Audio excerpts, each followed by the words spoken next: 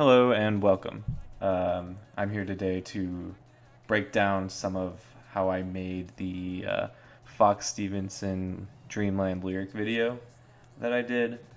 I saw a couple people comment interested in how it was made, so I thought what better time to do this than a year later. So, the first scene I did here is actually done pretty straightforward for the most part. I basically just went into Photoshop and created a bunch of these layers, really long images, and then exported them out all individually and put them into After Effects. And if you're wondering why these are pink and blue, it's because the video was originally supposed to be pink and blue, but it got changed to green later on in the process. Anyways, once I had imported all of these images into After Effects, I basically just moved them. I spread them out in Z space, basically. You can see the side view of how I have this laid out. I'll go ahead and attempt to move this one. Yeah. So I sort of placed all of these images into here, made them all 3D layers, and then moved them back in Z space. And once I had them all where I wanted them to go, I basically had a camera sort of pan down through the entire image. And while that's happening, I had the various text pop in and out as it was being sung in the song.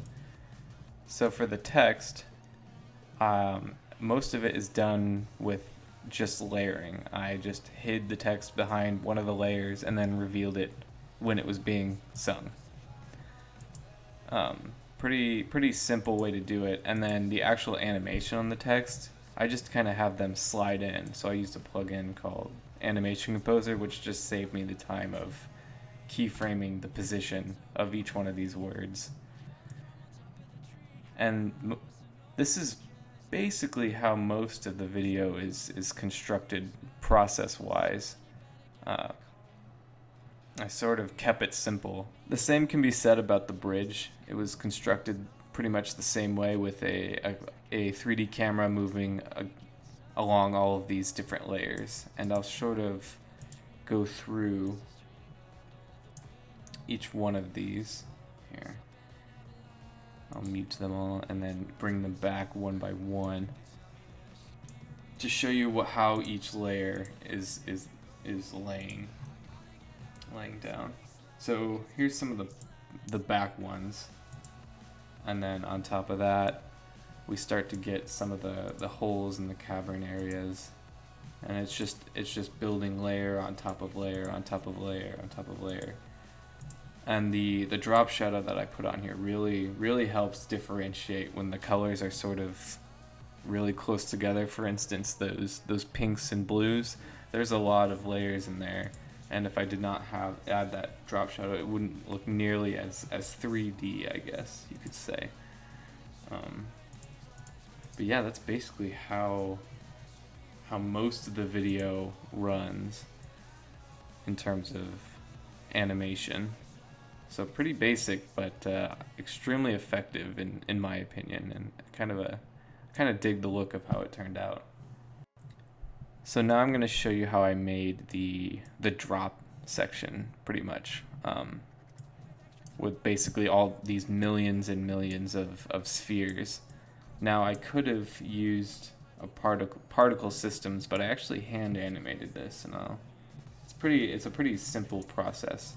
I basically took one sphere and I animated the position and scale of it and just copied and pasted it for forever. And then I took all those and I pre-composed them, copied and pasted them, and rotated them so they are all coming out of the center. And then I pre-composed that and put it into the final one and copied and pasted it, so now there are millions. And obviously I have a couple here. I did that maybe 3 or 4 times with different spheres. Let me see if I can find one of the other ones. yeah, a mid one, because I wanted the ones that are separated, but also a variety of ones that are also connect and have the size variation, because these are a lot larger than the other ones. And that created this really cool effect that I wanted.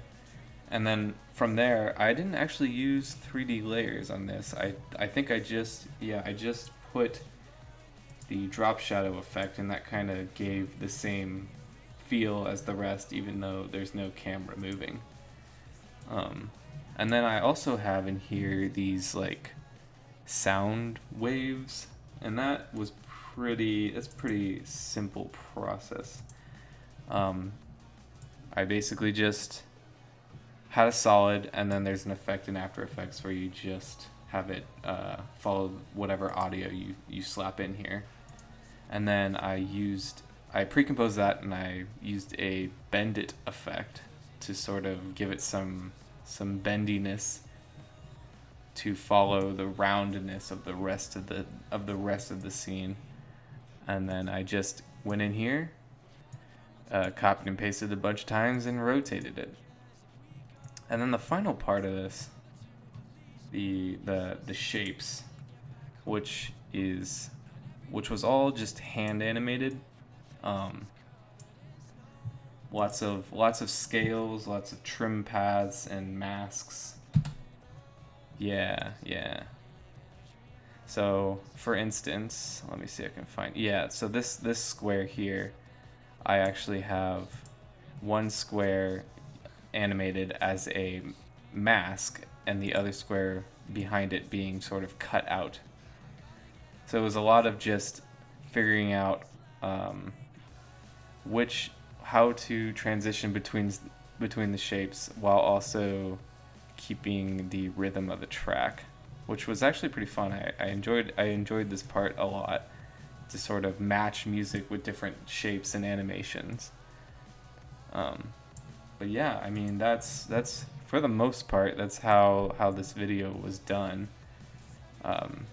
Thank you for watching. If you have any questions, feel free to leave them in the comments. But all right, see ya.